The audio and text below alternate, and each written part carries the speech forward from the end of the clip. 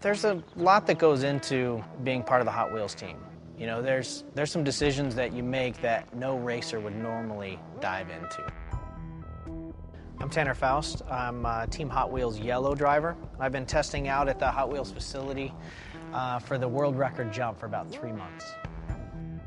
I got in that truck and started pulling back. It's a steep pull coming back up that ramp. It's just unbelievable, just hanging on the seat belts like you're in an amusement park. It never looks as high from the ground as it does up on the board. And I sat up there just thinking, there's no way this is 100 feet. This is like 800 feet, you know?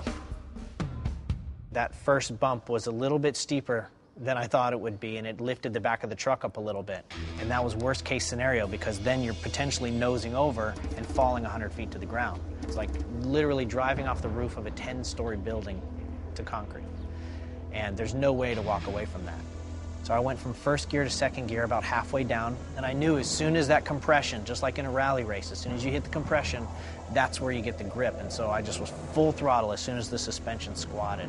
If you don't extract every bit of traction you get from that compression, you won't make the speed for the jump. Sitting at 100 miles an hour in a sports car is one thing, but you get in this big, soft truck, no windshield, 100 miles an hour feels like you're gonna break the speed of sound. It feels ridiculously fast. As you're ripping down this and you see this jump, when we started out the testing at a lower speed, it looked like a jump, but at 100 miles an hour, it just looks like a wall. There is a bailout point, but it's almost useless once you pass 85, 90 miles an hour. So then it's just a matter, focus on the speed, focus on what you remember about the throttle position.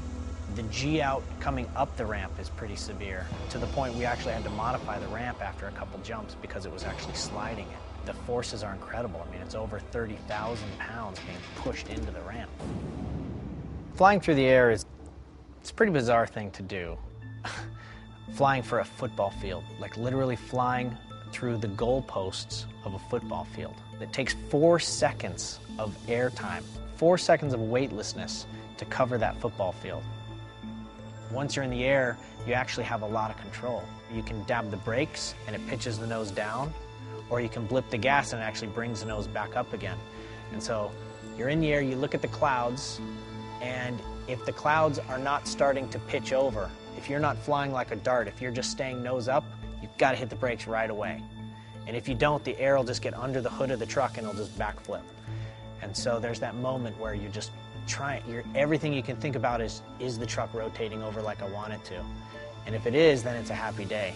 It just starts arcing over, and then a little blip of the gas to kind of match RPM for the landing, and then just brace a little to the side and crack.